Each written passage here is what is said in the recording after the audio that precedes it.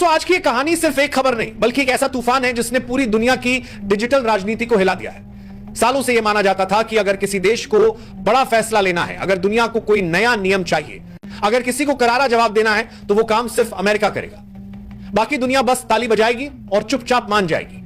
लेकिन इस बार ऐसा नहीं हुआ। इस बार भारत ने वो कर दिखाया जिसकी किसी ने कल्पना तक नहीं की थी। अमेरिका के राष्ट्रपति डोनाल्ड ट्रंप ने मंच से पूरी दुनिया को यह संदेश दिया कि भारतीय अब उनके लिए खतरा हैं और गूगल, माइक्रोसॉफ्ट और एप्पल जैसी कंपनियों को भारतीयों को नौकरी देना बंद कर देना चाहिए। सोचिए, यह सिर्फ एक बयान नहीं बल्कि एक ऐसा ताना था जो सीधे हमारे आत्मसम्मान पर वार कर रहा था। पहले के दौर में शायद भारत चुप रहता, सोचता कि सही समय आने पर जवाब देंगे। लेकिन अब का भारत वह पुराना भारत नहीं है। अब का भारत बोलना जानता है और बोलते वक्त किसी से डरता नहीं है। साथियों, मैंने कभी आपसे यह नहीं कहा कि इस चैनल को सब्सक्राइब करें और आपको भारत वाही महार का, भारत नहीं महार का, भारत का, भारत वाह सूरा लाइक करें या शेयर करें, क्योंकि मुझे हमेशा यकीन रहा कि अगर मेरी बातों में सच्चाई होगी तो लोग खुद उसे सुनेंगे और फैलाएंगे। लेकिन आज पहली बार मैं आपसे एक विनम्र अपील कर रहा हूं, अगर आप मुझे एक ईमानदार पत्रकार मानते हैं तो अभी इस चैनल को सब्सक्राइब कर लें और इस वीडियो को अंत तक जरूर देखिए। ट्रंप के इस बयान के कुछ ही घंटों के भीतर दिल्ली से एक ऐसा फैसला आया जिसने वॉशिंगटन की गलियों में हलचल मचा दी। भारत ने एक ऐतिहासिक डिजिटल टैक्स लागू कर दिया। यह टैक्स उन दिग्गज कंपनियों पर सीधा वार था जो भारत से हर साल अरबों खरबों रुपए कमा रही थी लेकिन यहां टैक्स तक नहीं भरती थी। गूगल, अमेजन, एप्पल और मेटा यानी फेसबुक और इंस्टाग्राम जैसी कंपनियां भारतीयों से पैसा कमा रही थी, लेकिन टैक्स के नाम पर देश को लगभग कुछ भी नहीं मिल रहा था। सोचिए जरा, गूगल भारत से हर साल लगभग 400 करोड़ का मुनाफा कमा रहा था। अमेजन का कारोबार 35,000 करोड़ से भी ज्यादा था। एप्पल का मुनाफा 1,000 करोड़ से पार था और मेटा का आंकड़ा 1500 करोड़ तक पहुंच गया था। इतना पैसा हमारी जमीन से निकलकर बाहर जा रहा था और बदले में हमें सिर्फ आप एक बड़ा बाजार है का टैग मिल रहा था। भारत ने साफ कह दिया कि अब यह खेल नहीं चलेगा। साल 2020 में सरकार ने इक्वलाइजेशन लेवी लागू की और नियम यह बनाया कि अगर कोई कंपनी भारत के लोगों से कमाई करती है तो उससे भारत को टैक्स भी देना पड़ेगा, चाहे उसका ऑफिस भारत में हो या निकाल में हो, चाहे वह सिर्फ ऑनलाइन काम करती हो या ऑफलाइन। अब से नियम सब पर लागू होंगे। डिजिटल विज्ञापन पर 6% टैक्स और ऑनलाइन प्रोडक्ट व सर्विस बेचने वाली विदेशी कंपनियों पर 2% टैक्स लगाया गया।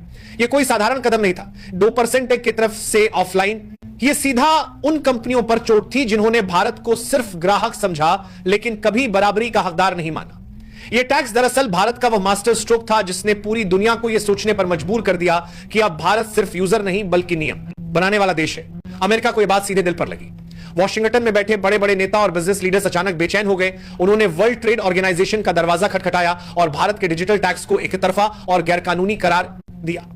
लेकिन भारत ने भी साफ शब्दों में कह दिया कि यह किसी देश पर हमला नहीं है बल्कि यह सिर्फ न्याय है। अगर आप यहां से कमाएंगे तो टैक्स भी यही देंगे। नतीजा चौंकाने वाला था। WTO ने भारत के पक्ष में फैसला सुनाया। यह वही पल था जब पूरी दुनिया ने स्वीकार किया कि भारत अब सिर्फ एक बाजार नहीं है बल्कि वह एक ताकत है जो खेल के नियम खुद लिख रहा है। भारत के इस फैसले के बाद अमेरिकी कंपनियों की हालत खराब हो गई। मजबूरी में अमेजन को भारत में लोकल ऑपरेशंस बढ़ाने पड़े। एप्पल ने भारत में आईफोन बनाना शुरू कर दिया और मेटा ने भारत में बड़े बड़े डेटा सेंटर बनाने के प्लान तैयार किए। यानी खेल पूरी तरह पलट चुका था। ये कंपनियां जो अब तक सिर्फ मुनाफा निकालकर बाहर ले जाती थी, अब उन्हें भारत में निवेश करना पड़ा। यह बदलाव सिर्फ टैक्स की वजह से नहीं था बल्कि एक साफ ऐलान था कि भारत अब किसी से दबकर नहीं चलेगा। दोस्तों, यह बात समझना बेहद जरूरी है कि यह फैसला सिर्फ टैक्स का मामला नहीं था बल्कि यह भारत की आत्मनिर्भरता और आत्मसम्मान का मामला था। ट्रंप ने सोचा कि अगर भारत टैक्स में सख्ती करेगा तो हम भारतीयों की नौकरियों पर हमला करेंगे, लेकिन भारत ने दबाव में आने से साफ इनकार कर दिया। सरकार ने चेतावनी दी कि अगर ज्यादा दबाव डाला गया तो 2% को 4% और 6% को 8% कर देंगे। यह बयान सुनकर अमेरिकी कंपनियों की नींद उड़ गई। सोचिए, अगर टैक्स बढ़ा दिया जाता तो उन्हें हर साल हजारों करोड़ का नुकसान उठाना पड़ता। यह सिर्फ पैसों की लड़ाई नहीं थी, यह उस संदेश की लड़ाई थी जो भारत देना चाहता था कि अब हमारी जमीन पर खेल के नियम हम लिखेंगे। इस डिजिटल टैक्स का असर सिर्फ कंपनियों पर नहीं पड़ा बल्कि बाकी दुनिया भी इससे प्रभावित हुई। फ्रांस, इटली और ऑस्ट्रेलिया जैसे देशों ने भी भारत का रास्ता अपनाया और डिजिटल टैक्स लागू कर दिया। यह भारत की जीत थी। यह भारत की वो मिसाइल थी जिसने बाकी देशों को भी अपने हक के लिए खड़ा होने की हिम्मत दी। अगर भारत यह कदम नहीं उठाता तो आज भी गूगल, अमेजन, एप्पल और मेटा अरबों खरबों कमा रहे होते और हमें सिर्फ दर्शक बना रखा होता। लेकिन अब हालात बदल चुके हैं। अब जो भी यहां से कमाएगा उसे भारत के नियम मानने होंगे। यही सोच आने वाले वक्त में भारत को और मजबूत बनाएगी। यही सोच दुनिया को बताएगी कि भारत अब किसी भी ताकत के आगे झुकने वाला नहीं है। आज भारत में 70 करोड़ से ज्यादा लोग इंटरनेट इस्तेमाल कर रहे हैं और आने वाले कुछ सालों में यह आंकड़ा 100 करोड़ के पार पहुंच जाएगा।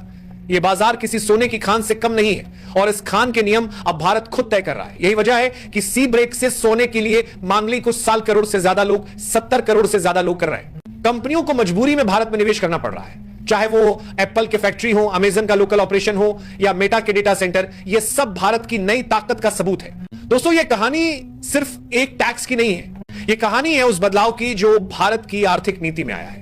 ये कहानी है उस आत्मविश्वास की जिसने भारत को दुनिया के सामने सीना ठोककर खड़े होने की ताकत दी है। जब कोई देश अपने संसाधनों की कीमत खुद तय करने लगे, जब कोई देश अपनी जमीन पर अपने नियम लागू करने लगे, तभी वह सच्चे मायनों में स्वतंत्र होता है।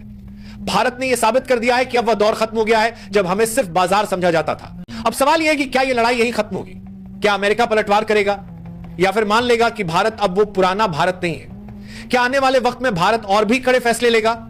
यह सवाल आज हर किसी के मन में है।